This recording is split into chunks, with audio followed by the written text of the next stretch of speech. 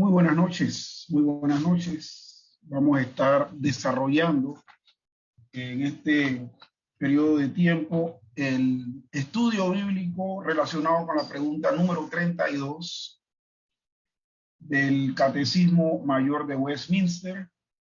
Estamos dentro de las preguntas que tienen que ver con el pacto de gracia, el segundo pacto. Así que vamos entonces pues a iniciar y vamos a leer la pregunta número 32 y posteriormente la respuesta.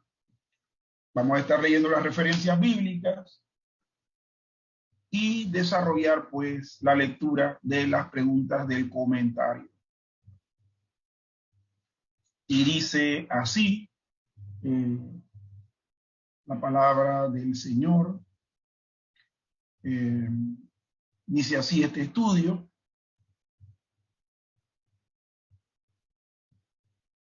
¿Cómo se manifiesta la gracia de Dios en el segundo pacto? La respuesta: la gracia de Dios en el segundo pacto se manifiesta en que Dios provee y ofrece gratuitamente a los pecadores un mediador, y por medio de él, vida y salvación. Y requiriendo fe como condición para que ellos se interesen en él, promete y da su Espíritu Santo a todos sus elegidos, para obrar aquella fe en ellos con todas las demás gracias salvíficas y para capacitarlos para toda santa obediencia, como la evidencia de la verdad de su fe y su gratitud a Dios, y como la manera que Él ha establecido para salvación.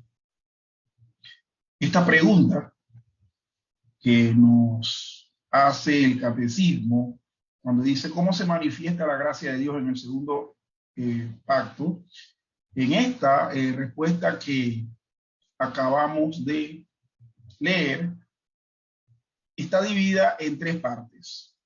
La primera parte dice que la gracia de Dios en el segundo pacto se manifiesta en que Dios provee y ofrece gratuitamente a los pecadores un mediador, y que por medio de él vida y salvación. ¿Qué nos dice entonces? La primera manifestación de la gracia es la provisión de un mediador. La segunda parte dice que, y requiriendo fe como condición para que ellos se interesen en él, promete y da su Espíritu Santo a todos sus elegidos para obrar aquella fe en ellos con todas las demás gracias salvíficas. Otra manifestación es la promesa del Santo Espíritu de Dios. Y no solamente promesa, sino que lo da. ¿Con qué fin? Con el fin de que sus elegidos, a los cuales les ha provisto el mediador, el Espíritu Santo en ellos, obre fe con todas las demás gracias salvíficas. Y la tercera es, y para capacitarlos para toda santa obediencia, como la evidencia de la verdad de su fe y su gratitud a Dios. Entonces, la manifestación de la gracia de Dios en el segundo pacto está en la provisión gratuita de un mediador, en la promesa y otorgamiento del Espíritu Santo para que se obre esta obra de Dios, esta obra espiritual en todos sus elegidos, para que pueda obrar la fe y las otras gracias salvíficas, y para capacitar la provisión de un mediador, la promesa y también la acción del Espíritu Santo para obrar la fe y las otras gracias salvíficas, y para capacitarnos para toda buena obra. Las referencias bíblicas que vamos a estar teniendo en este periodo de tiempo son 7, perdón, no son 7. 7, 8, 9, 10, 11, 12, 13. Son 13 referencias. 13 referencias que nos hablan de toda esta respuesta que hemos venido mencionando en estas 3 partes que se ha dado. Entonces, la primera referencia está en Génesis 3:15. Génesis 3:15, donde se un redentor del pecado. Isaías 42:6, donde se muestra que Cristo fue prometido como un pacto al pueblo. Juan 6:27, donde se nos apunta que Cristo fue designado por Dios el Padre para dar vida eterna a los hombres. Primera de Juan 5:11 y 12, donde se nos menciona la vida eterna, que la vida eterna nos es dada en el Hijo de Dios. Juan 3:16, donde se dice que la fe es como la condición para interesarse en Cristo.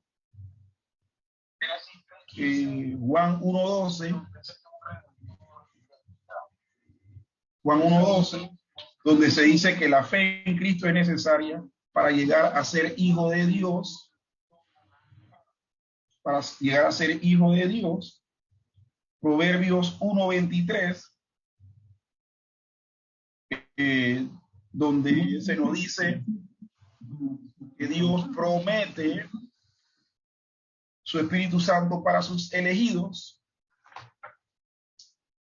Segunda de Corintios 4:13, donde se habla de la fe, que la fe obra en los elegidos por el Espíritu Santo. Gálatas 5:22 al 23, el Espíritu Santo obra en los elegidos diversas gracias. Ezequiel 36:27, los elegidos son capacitados por el Espíritu Santo para obedecer. Santiago 2:18 y 22, donde se nos habla que las buenas obras de los elegidos son la evidencia de su fe. Segunda de Corintios 5:14 y 15, donde los elegidos demuestran su gratitud a Dios llevando una buena vida. Y Efesios 2:10, donde se dice que las buenas obras del cristiano fueron preordenadas por Dios para que anduviese en ellas. Entonces, vamos a dar lectura a cada una de estas citas bíblicas, de estas referencias bíblicas que tenemos acá. Dice la palabra del Señor en Génesis 3:15 lo siguiente. Génesis capítulo 3, versículo 15. Y dice así: y pondré enemistad entre ti y la mujer, y entre tu simiente y la simiente suya. Esta te herirá en la cabeza y tú le herirás en el calcañar. Se promete un redentor del pecado. Esta promesa se hace aquí, en el mismo huerto del Edén. En el momento que Dios adjudica las sanciones a cada uno de los participantes en la caída, a Adán, a Eva y al tentador, a la serpiente, se le dice pues a la serpiente: y pondré enemistad entre ti y la mujer, y entre tu simiente y la simiente suya. Esta te herirá en la cabeza y tú le herirás en el calcañar. Isaías 42:6. Isaías 42, versículo 6, nos dice lo siguiente.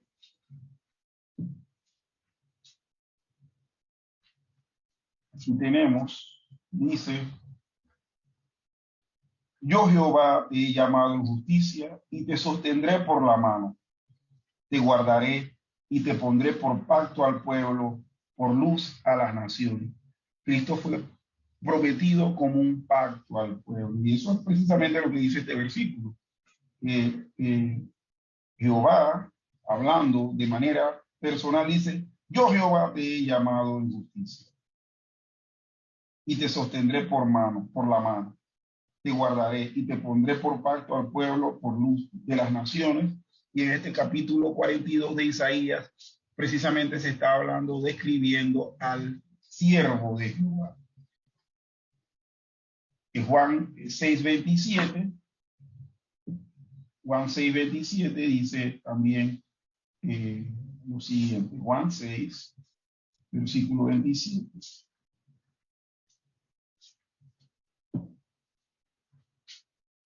Dice,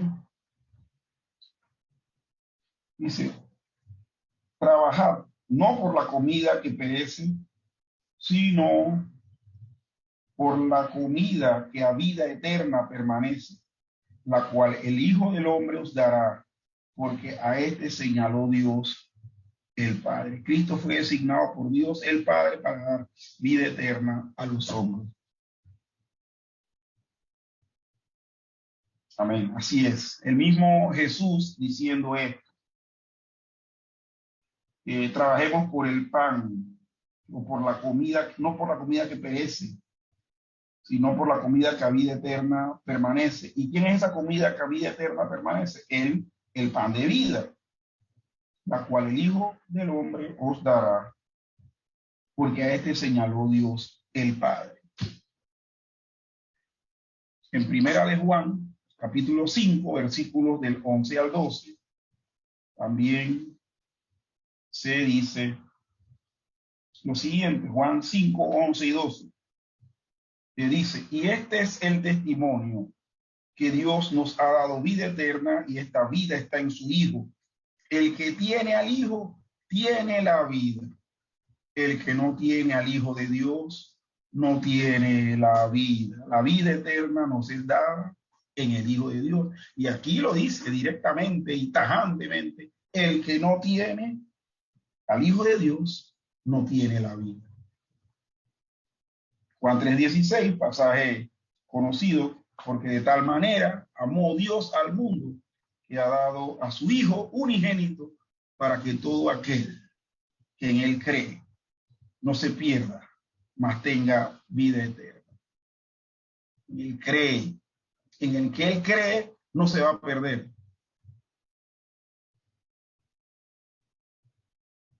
Sino que tenga vida eterna. Entonces, la fe es el requisito como condición para interesarse en Cristo.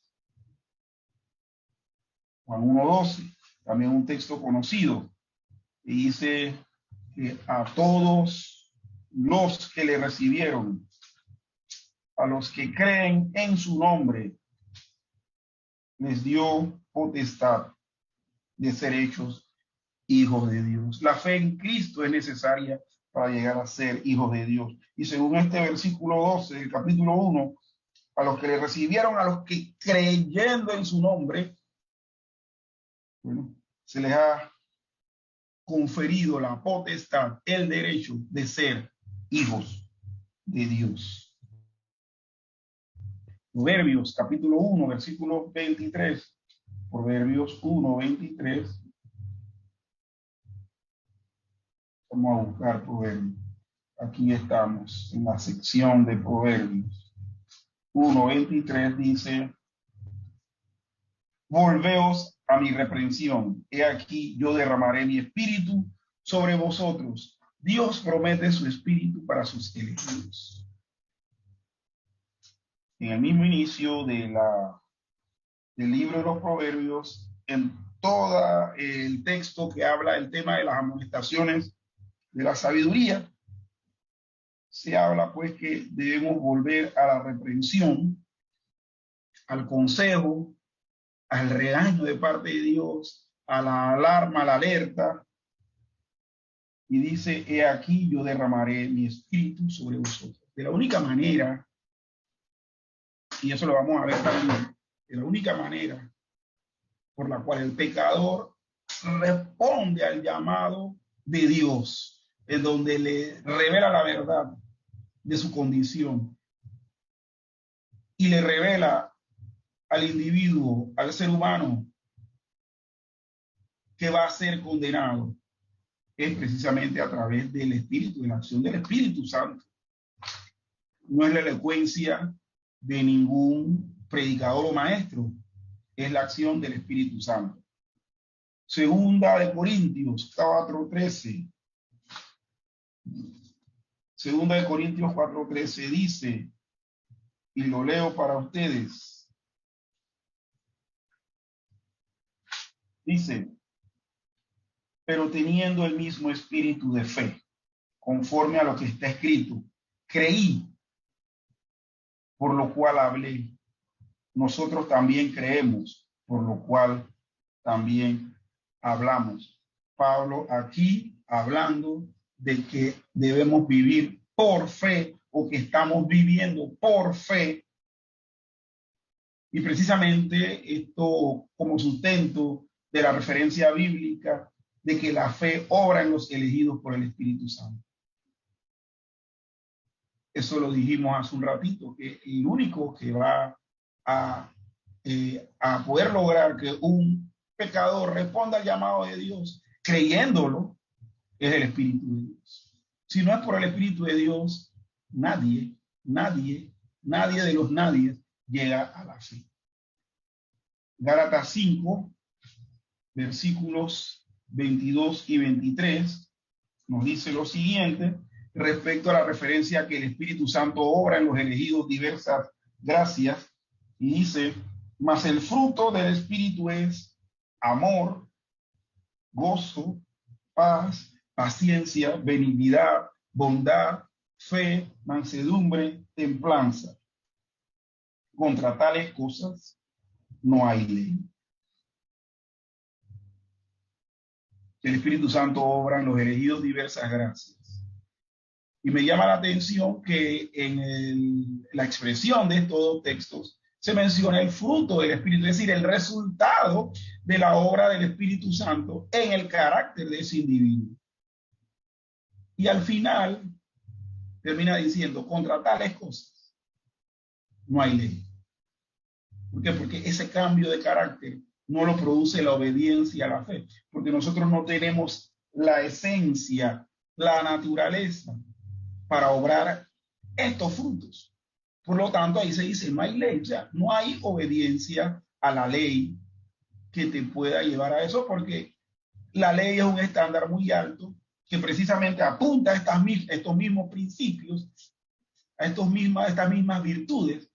Sin embargo, el único que puede hacer que nosotros obedezcamos a Dios demostrando estas virtudes del carácter es el Espíritu Santo. Porque el fruto es de Él, el fruto es de la obra de Dios en nosotros. Ezequiel 36:27. Aquí en Ezequiel vamos a ir al Antiguo Testamento nuevamente. Ezequiel, capítulo 36, versículo 27. Y dice así, y pondré dentro de vosotros mi espíritu, y haré que andéis en mis estatutos, y guardéis mis preceptos, y los pongáis por obra. Y los pongáis por obra. Voy a leerlo nuevamente. Ajá. Y pondré dentro de vosotros mi espíritu y haré que andéis en mis estatutos. ¿Quién va a hacer que andemos en los estatutos de Dios? Su espíritu. Dios a través de su espíritu. Y guardaréis mis preceptos y los pondré por obra. Esto no puede estar más claro. Más claro no puede estar. Así es. Bien, voy a estar subiendo el texto en el formato Word y voy a compartirlo en pantalla para que ustedes puedan ver exactamente dónde estamos.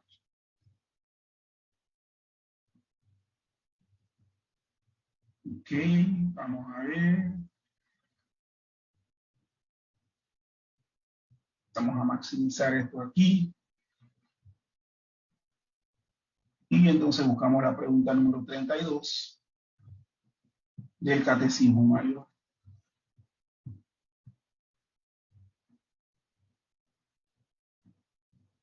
Muchos que nos pueden estar viendo se estarán preguntando, ¿y eso de catecismo? ¿Eso no es del catolicismo romano? No. Esto es una herramienta didáctica que la Iglesia del Señor ha usado desde sus inicios. Y nosotros, los que nos movemos dentro del ámbito reformado, presbiteriano, etcétera, somos confesionales. Y parte de estos documentos confesionales son precisamente las confesiones y los catecismos. Y aquí entonces estamos usando en este momento el catecismo mayor de Westminster. Okay, vamos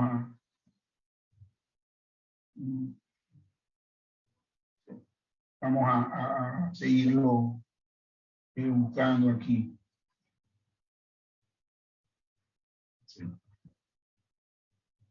Es un documento de Word que se me abrió con lentitud y entonces estamos aquí buscando la pregunta para ubicarnos en esto.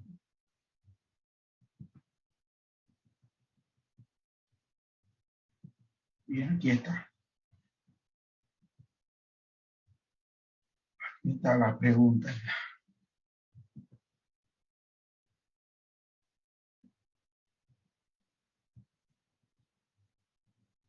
Muy bien, vamos entonces a compartir pantalla.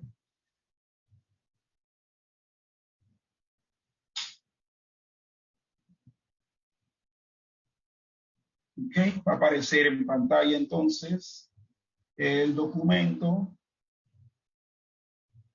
del catecismo y aquí está. Aquí lo tenemos en pantalla ya. Entonces,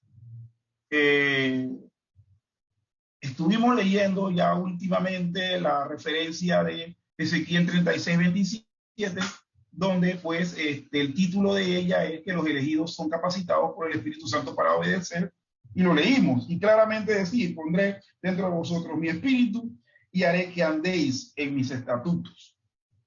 El Espíritu de Dios es el que hace que el que cree, del que acepta la mediación de Cristo y que lo hace por fe, pueda vivir dando frutos, pueda vivir siguiendo los estatutos y guardando los preceptos y ponerlos por obra.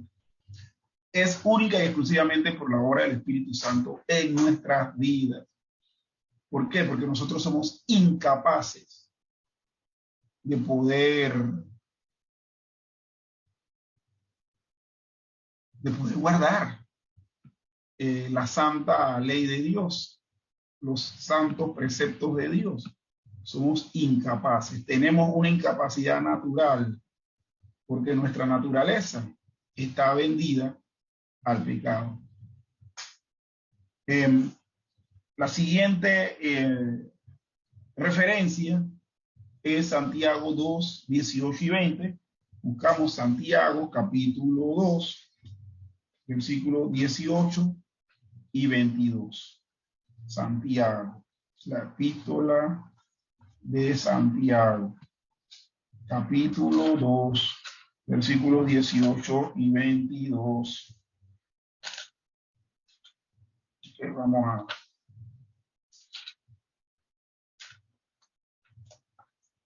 buscarla acá. Santiago capítulo 2, versículos 18 y 22. Voy a leer del 18 hasta el 22. Y dice, pero alguno dirá, tú tienes fe y yo tengo obras. Muéstrame tu fe sin tus obras y yo te mostraré mi fe por mis obras. ¿Tú crees que Dios es uno? Bien haces. También los demonios creen y tiemblan. Mas, ¿quieres saber hombre vano, que la fe sin obras es muerta. No fue justificado por las obras Abraham, nuestro padre, cuando ofreció a su hijo Isaac sobre el altar. ¿No ves que la fe actuó juntamente con sus obras y que la fe se perfeccionó por las obras? Entonces, en esta referencia se nos habla de que las buenas obras de los elegidos son evidencia de su fe. Y por eso que aquí en el texto dice que la fe y las obras, la fe que produce Dios y las obras que produce Dios van de la mano, de la mano. Segunda de Corintios, capítulo 5, versículos 14 y 15. Segunda de Corintios, capítulo 5. Vamos a buscarlo rapidito acá. 5, versículos 14 y 15 dice, porque el amor de Cristo nos constriñe, pensando esto, que si uno murió por todos, luego todos murieron. Y por todos murió, para que los que viven ya no vivan para sí, sino para aquel que murió y resucitó por ellos. Los elegidos demuestran su gratitud a Dios llevando una buena obra. Y bueno, y eso es lo que dice. Dice que, y por todos murió. ¿Quién murió por todos? Bueno, por todos los elegidos, el Señor Jesús, para que los que viven ya no vivan para sí, sino para aquel que murió y resucitó por ellos. Entonces estamos viviendo en obediencia, en servidumbre a aquel que nos salvó. Y el 16 dice, de manera que nosotros de aquí en adelante a nadie conocemos según la carne. Y si aún a Cristo, perdón, y por todos murió, para que los que viven y ya no vivan para sí, sino que para aquel que murió y resucitó. Y bueno, de manera que los que nosotros de aquí en adelante a nadie conocemos según la carne, y aún si a Cristo conocimos según la carne, ya no lo conocemos así. Los elegidos demuestran su gratitud llevando una buena vida. Y Efesios, capítulo 2, versículo 10. Efesios 2:10 dice, porque somos hechura suya, creados en Cristo Jesús para buenas obras, las cuales Dios preparó de antemano para que anduviésemos en ellas. Las buenas obras del cristiano fueron preordenadas por Dios para que anduviese en ellas. Dios preparó de antemano, preordenó las obras para que las hiciésemos. Las obras buenas que estamos haciendo en agradecimiento al Señor, el mismo Dios, a través de su Espíritu, nos hace actuar de esa manera. Bien, vayamos entonces a las preguntas del comentario y tenemos lo siguiente. No, uno. ¿Qué significa la palabra gracia cuando hablamos de la gracia de Dios? Y la respuesta que nos da el Catecismo Mayor es la siguiente. La gracia de Dios significa su amor y favor que Él da a aquellos que merecen su ira y maldición a causa del pecado. De hecho, la palabra gracia en la Biblia es caris, que significa don también o regalo. Entonces, es un don inmerecido a favor nuestro. ¿Por qué? Porque nosotros todos los seres humanos somos merecedores de castigo. La mediación de Cristo, la fe que nos da para poder creer en las obras de ese mediador y la capacitación para toda santa obediencia que hacemos a través del Espíritu Santo, es un asunto de gracia. Es un asunto de gracia que nos dio Dios sin merecerlo. Y es como dice el libro de Romanos, por cuanto todos pecaron, están destituidos de la gloria de Dios. ¿Qué es lo que nosotros merecemos? Permanecer en ese estado de destitución, el cual tenemos por naturaleza, por ser unos viles y culpables pecadores. Ahora bien, esa gracia que se menciona en la respuesta del catecismo y que también se explica en la Santa Biblia, significa amor y favor de Dios a aquellos que no merecemos ni amor ni favor. Segunda pregunta: ¿de qué manera ha ofrecido y provisto Dios un mediador a su pueblo? Y la respuesta: Dios ha ofrecido y provisto un mediador gratuitamente, es decir, como un regalo. De hecho, esta respuesta tiene bastante sentido, porque el mediador, hablando en términos amplios, es una persona que interviene en la reconciliación de dos partes. Esas dos partes están en enemistad, en pugna, en pelea, y el mediador actúa de tal manera que une, reconcilia las dos partes. Entonces, ¿de qué manera Dios ofreció ese mediador? Porque para poderlo obtener tendríamos entonces que pagar. Bueno, Dios lo ha ofrecido y provisto gratuitamente. Es decir, como un regalo, como una gracia.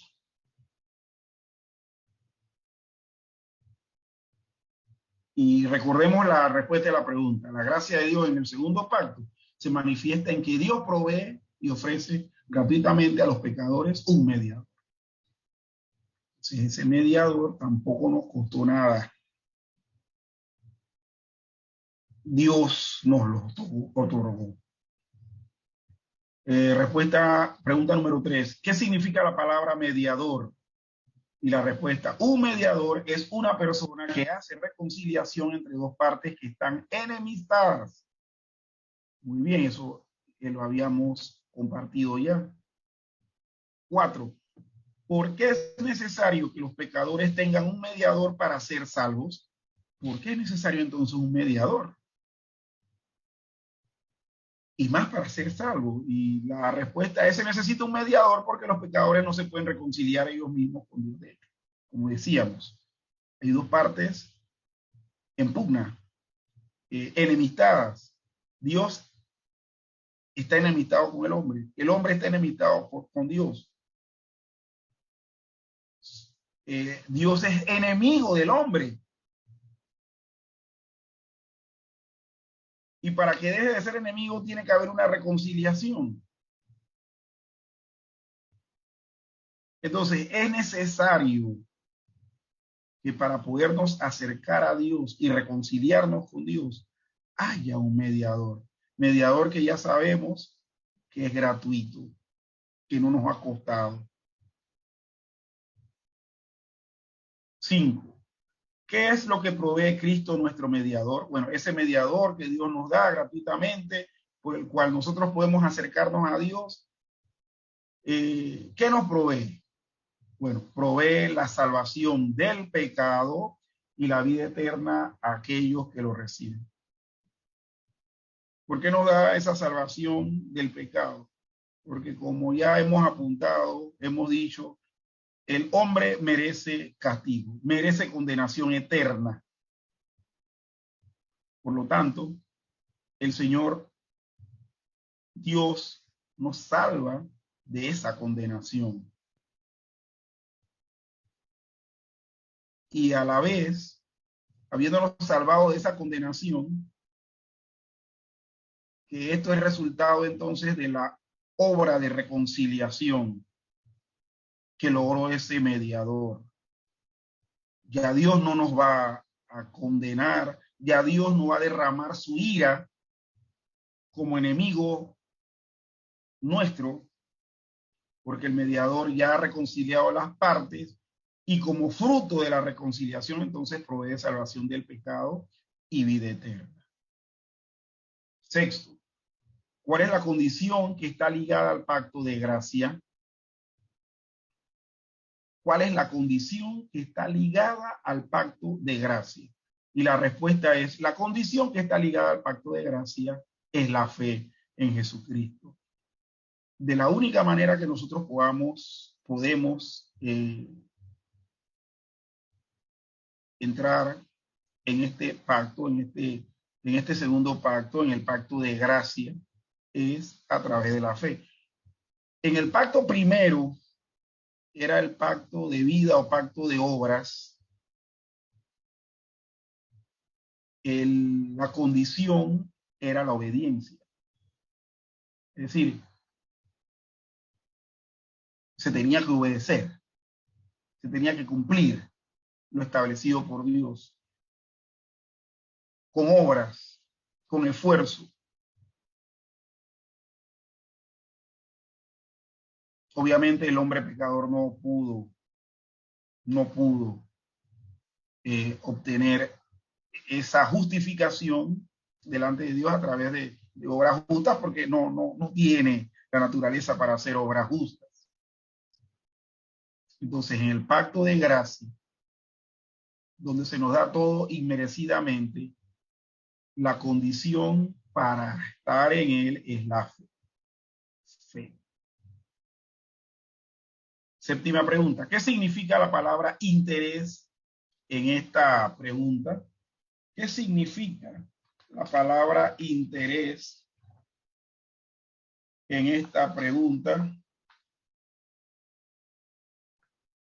La palabra interés aquí que se asegura que ellos compartirán en los beneficios provistos por el mediador. ¿Qué significa la palabra interés en esta pregunta? Y la respuesta es, la palabra interés aquí significa que se asegura que ellos compartirán en los beneficios provistos por el mediador. Y es que esta palabra interés la vimos en las referencias bíblicas.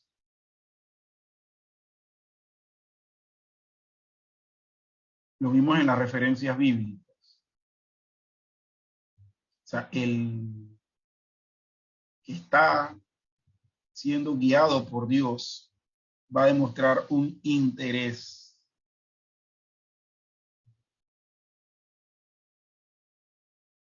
Van a demostrar un interés. Y entonces, como dice la respuesta de este comentario, ese interés aquí significa que se asegura que ellos, es decir, los elegidos, es decir, los que son parte del pacto de gracia, del segundo pacto, compartirán los beneficios provistos por el mediador. O sea, les va a llegar esos beneficios. Pregunta número 8.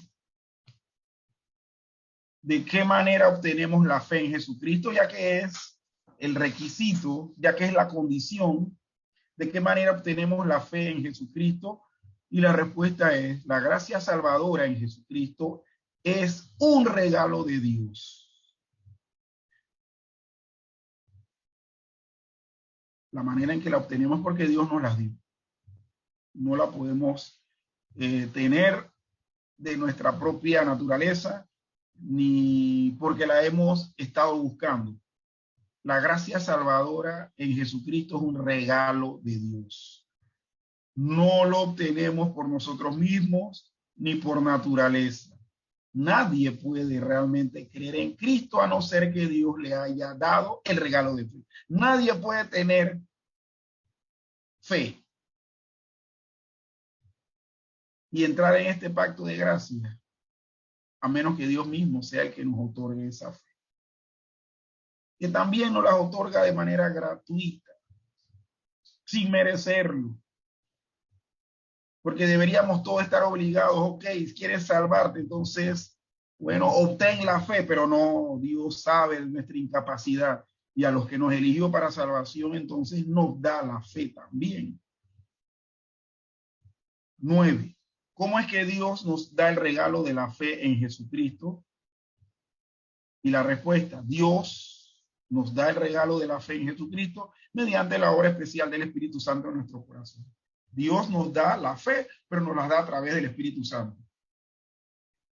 Y es a través de la obra de regeneración, es donde el Espíritu de Dios cambia totalmente nuestro ser. Un ser incapaz de desarrollar estas virtudes las puede expresar porque el Espíritu Santo es la que se la desarrolla en los corazones del creyente. 10. Ya que la fe salvadora es un regalo de Dios, tenemos que intentar creer en Cristo o sencillamente debemos esperar que Dios nos dé el regalo de la fe. Y la respuesta dice, si bien es cierto que la gracia salvadora es un regalo de Dios y que no podemos obtenerla por nosotros mismos, no obstante, es nuestro deber que nos esforcemos a creer en Cristo. Y sigue diciendo, si realmente deseamos creer en Cristo, entonces es una señal de que Dios nos está dando el regalo de la fe. Cuando uno se interesa, se esfuerza en creer, es porque ya precisamente el Espíritu Santo está desarrollando esa obra de fe en nuestros corazones. 11. Además de fe, ¿qué otras cosas obra el Espíritu Santo en nuestros corazones y vida? Veíamos que en la pregunta se dice que requiriendo fe como condición para que ellos se interesen en él, promete y da su Espíritu Santo a todos sus elegidos para obrar aquella fe en ellos con todas las demás gracias salvíficas. Bueno, y otras cosas obra el Espíritu Santo, y otras gracias salvíficas obra el Espíritu Santo en nuestros corazones y vidas. Él obra todas las demás gracias salvíficas, incluyendo, y aquí las menciona y las enumera, el arrepentimiento y la santificación con todo lo incluido en las mismas. Arrepentimiento. Oh. Es un acto en el que doy mi espalda al pecado. Pero también dice que la santificación, un proceso con el cual el Espíritu Santo va con nosotros toda la vida hasta que estemos delante del Señor.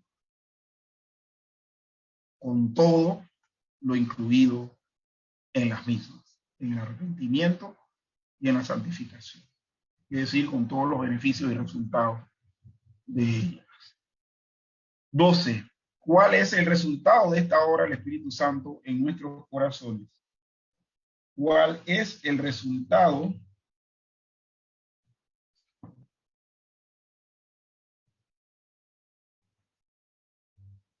de la obra del Espíritu Santo en nuestros corazones? Y la respuesta es, el resultado de esta obra del Espíritu Santo en nuestros corazones es que somos capacitados para obedecer la ley de Dios, lo cual no podemos hacer por nosotros mismos, dado nuestra condición pecaminosa e incapaz que tenemos por naturaleza. En estos comentarios se está explicando cada uno de los textos bíblicos que leímos en las referencias bíblicas. Y esto es cierto, nosotros no podemos obedecer la ley de Dios. Por eso es que la letra mata.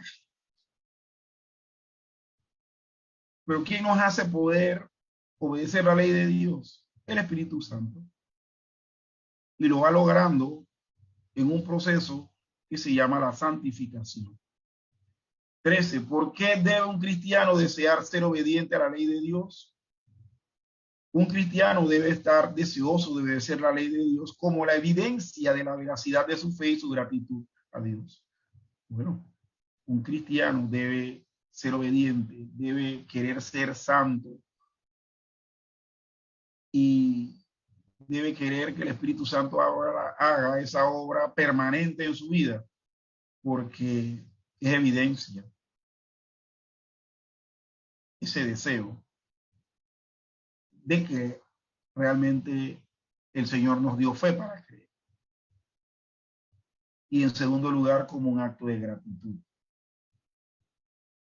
Y 14, ¿qué otra razón hay por qué el cristiano debe desear ser obediente a la ley de Dios? Y la respuesta, un cristiano debe desear ser obediente a la ley de Dios, porque esa es la manera que Él ha establecido para la salvación. Que Él ha establecido para la salvación. Y seguimos leyendo para compartir acá con ustedes. Esto no significa que la obediencia a la ley de Dios es en alguna manera la base de nuestra salvación, sino que siendo salvos del pecado para la justicia, la obediencia a la ley es el camino por el cual Dios ha señalado que una persona salva camino. Es decir, las buenas obras que Él preparó de antemano para que andemos en ella. Y la persona que realmente es salva querrá abandonar el pecado y seguir más y más la justicia. Volvemos y leemos la pregunta número 32 con su respuesta. ¿Cómo se manifiesta la gracia de Dios en el segundo pacto?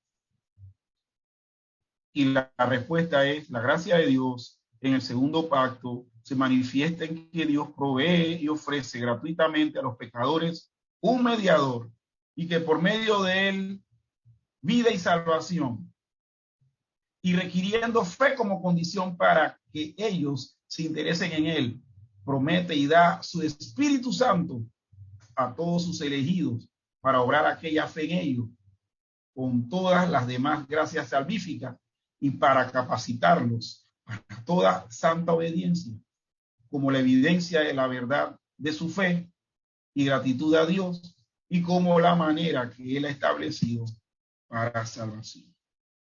Entonces, damos pues por terminada esta alocución en donde se ha desarrollado la pregunta número 32 del Catecismo Mayor de Westminster. El próximo viernes estaremos desarrollando la pregunta 33. La pregunta 33 que dice, ¿fue el pacto de gracia administrado siempre del mismo modo? Donde vamos a desarrollar entonces la respuesta. El pacto de gracia no siempre fue administrado del mismo modo, sino que sus administraciones en el Antiguo Testamento fueron diferentes a las del Nuevo Testamento. Entonces, eso lo veremos la próxima semana. Y aquí estamos viendo que la gracia, el pacto de gracia se viene desarrollando desde el Antiguo Testamento. Y ha seguido hasta en el Nuevo Testamento. Pero que en el Antiguo Testamento se administró de manera diferente que en el Nuevo. Entonces, el Señor me los bendiga a cada uno de ustedes. Nos vemos, si así Dios lo permite, el próximo viernes. El próximo viernes. Vamos a salir entonces. Vamos a aprovechar también para compartir con los hermanos que esta emisión es parte del ministerio de la Iglesia Presbiteriana Reformada en Panamá. Estamos ubicados en la provincia de Panamá Oeste, en el distrito de Arraiján, en el corregimiento de Bacamonte, en el barrio del Tecal, en calle 16, en la casa M348. Así que les esperamos. Les esperamos. Si está escuchándonos aquí en Panamá y vive en la provincia de Panamá Oeste, puede visitarnos. Con gusto lo estaremos recibiendo. Y puede también contactarnos a través del correo electrónico presbiteriana@outlook.es, y también contactarnos a través del número de WhatsApp más 507 60 08 56 34. El Señor pues les bendiga a cada uno de ustedes. Nosotros lo que queremos es que las personas que nos escuchen puedan ser despertadas a buscar al Señor y arrepentirse de sus pecados. Y esto de la única manera que se logra es a través de la predicación de la santa palabra de Dios y la acción del Espíritu Santo en las vidas.